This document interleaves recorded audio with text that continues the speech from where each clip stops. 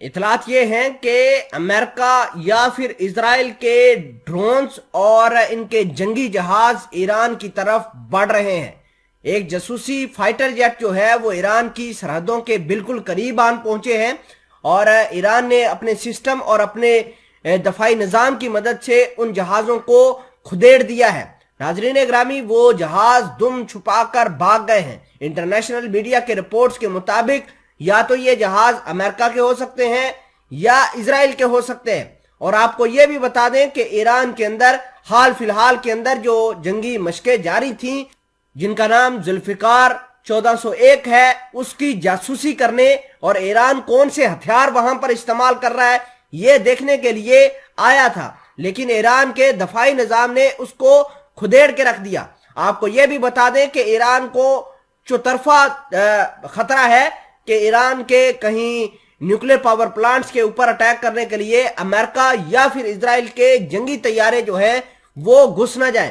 آپ کو یہ بھی بتا دیں کہ ایران نے انہی مشقوں کے دوران کچھ ایسی فرضی ٹارگٹس اسرائیل کے بنائے ہیں جو کہ ان کی بیسز کے ہیں، جیسے کہ علت بیس نیوی کا بیس ہے اسرائیل کا۔ ایران نے دھمکی دی ہے کہ ہم اس علت بیس کو اڑا دیں گے۔ اس کے علاوہ تل ابیب اور حیفا نام کی جو بندرگاہیں ہیں ان کو بھی ایران نے اڑانے کی دھمکی دے رکھی ہے۔ ناظرین اکرامی، یہ تمام تر چیزیں آپ کے سامنے رکھتے ہیں، اور ایران اور اس کے آس پڑوس میں کس طریقے سے پولیٹیکل چینجز آ رہی ہیں وہ آپ کے سامنے رکھیں گے۔ چھوٹی سی گزارش ہے کہ آپ ہمارا یوٹیوب چینل حسنات ٹی وی کو سبسکرائب کر کے پاس موجود گھنٹی کے نشان کو دبا لیں تاکہ لیٹسٹ نیوز آپ تک بر وقت پہنچتی رہے۔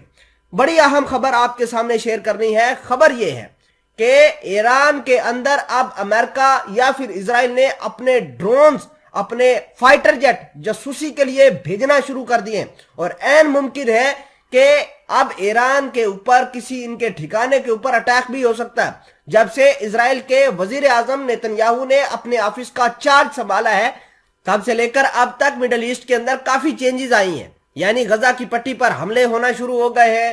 شام کے اوپر پہلے بھی حملے جاری تھے لیکن اب ان کی شدت میں اضافہ ہو گیا ہے۔ اس کے علاوہ اگر ہم بات کریں ایران کی، تو ایران نے اپنی طاقت، اپنے نئے میزائل دکھانے کے لیے جنگی مشقوں کا آغاز کیا، جس کی وجہ سے اسرائیل کے اندر خوف و ہراس پھیل گیا۔